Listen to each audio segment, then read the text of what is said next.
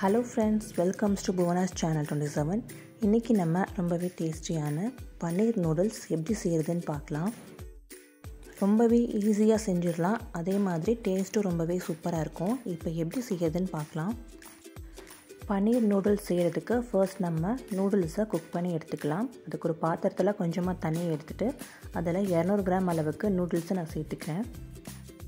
இந்த நூடுல்ஸ்க்கு தேவையான அளவு உப்பு சேர்த்துக்கலாம். கூடவே 1 டீஸ்பூன் அளவுக்கு எண்ணெய் சேர்த்துக்கலாம். அப்போதான் நூடுல்ஸ் குக் ஆனதுக்கப்புறம் ஒன்றோட ஒன்று ஒட்டாமல் தனித்தனியாக இருக்கும்.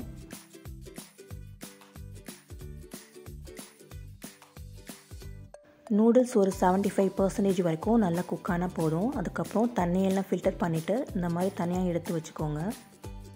இப்போது ஒரு கடாயில் 1 டேபிள் ஸ்பூன் அளவுக்கு பட்டர் சேர்த்துக்கலாம். கூடவே ஒரு 1/2 டீஸ்பூன் அளவுக்கு உப்பு சேர்த்துட்டு நம்ம கட் பண்ணி வச்சுருக்கிற பன்னீர் சேர்த்துக்கலாம். இன்றைக்கி நான் 200 கிராம் அளவுக்கு பன்னீர் சேர்த்துக்கிறேன். பன்னீரை இந்த மாதிரி டைசஸாக கட் பண்ணி எடுத்துக்கோங்க. இப்போ ஒரு 5 மினிட்ஸ்க்கு நல்லா இந்த பட்டரில் பன்னீர் ரோஸ்ட் ஆகணும்.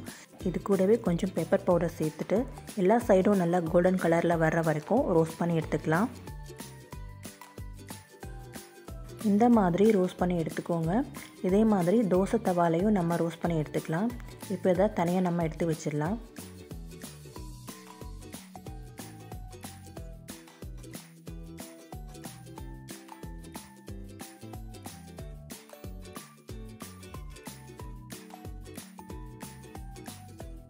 இப்போது அதே கடாயில் கொஞ்சமாக எண்ணெய் சேர்த்துக்கலாம். இதில் நல்லா ஃபைனாக சாப் பண்ண கார்லிக் 1 டேபிள் ஸ்பூன் அளவுக்கு சேர்த்துக்கலாம்.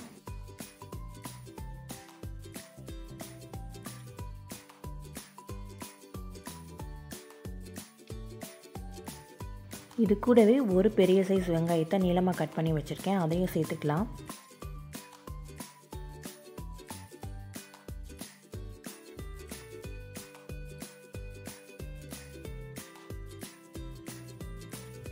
இது கூடவே மற்ற வெஜிடபிள்ஸையும் நம்ம சேர்த்துக்கலாம். இன்றைக்கி நான் குடைமிளகாய், கேரட், முட்டைக்கோஸ் இதையும் நீளமாக கட் பண்ணி வச்சுருக்கேன். இப்போ அதையும் சேர்த்துக்கலாம்.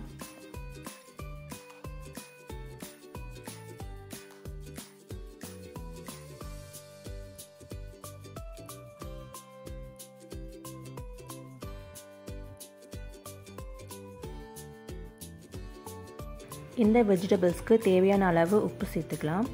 வெஜிடபிள்ஸ் ரொம்ப வதங்கணும் தேவையில்லை. ஓரளவுக்கு ஹாஃப் குக் ஆனாலே போதும்.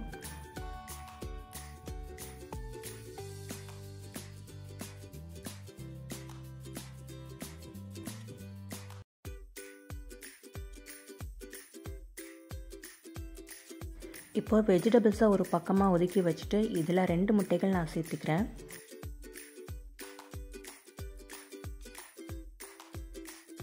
இந்த முட்டைக்கு தேவையான அளவு உப்பு, கொஞ்சம் பெப்பர் பவுடர் சேர்த்துட்டு வெஜிடபிள்ஸோடு சேர்க்காமல் தனியாக கிளறி விட்டுக்கோங்க.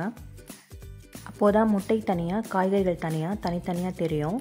முட்டை நல்லா வெந்ததுக்கப்புறமா வெஜிடபிள்ஸோடு சேர்த்து மிக்ஸ் பண்ணிக்கோங்க.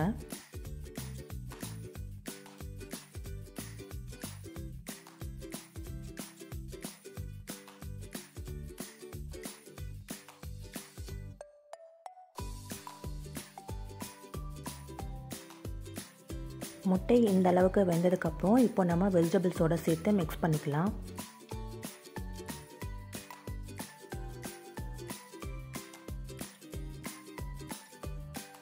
இது கூடவே நம்ம குக் பண்ணி வச்சுருக்கிற நூடுல்ஸை சேர்த்துடலாம்.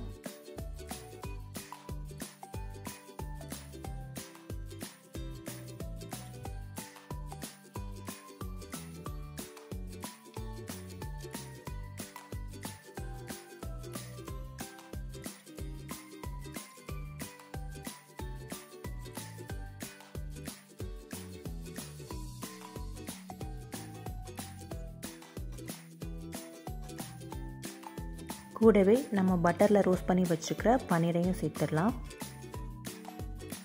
1 டேபிள் ஸ்பூன் பெப்பர் பவுடர், ஃபைனாக சாப் பண்ண கொத்தமல்லி சேர்த்துட்டு இதை நல்லா மிக்ஸ் பண்ணி விட்டுக்கோங்க.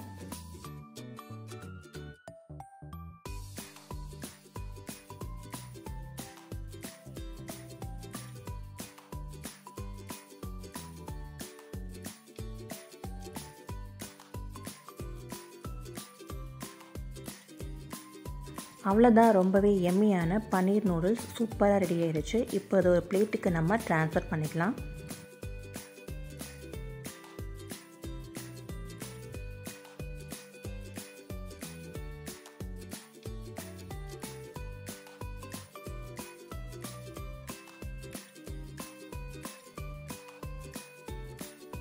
இந்த ரெசிபியை நீங்களும் ட்ரை பண்ணி பாருங்கள். ட்ரை பண்ணி பார்த்துட்டு உங்களுக்கு எப்படி வந்துச்சுன்னா கமெண்ட் செக்ஷனில் சொல்லுங்கள். இந்த வீடியோ உங்களுக்கு பிடிச்சிருந்தா மறக்காமல் நம்முடைய சேனலையும் சப்ஸ்கிரைப் பண்ணிக்கோங்க. அப்படியே உங்கள் ஃப்ரெண்ட்ஸுக்கும் ஷேர் பண்ணுங்கள். தேங்க்ஸ் ஃபார் வாட்சிங்.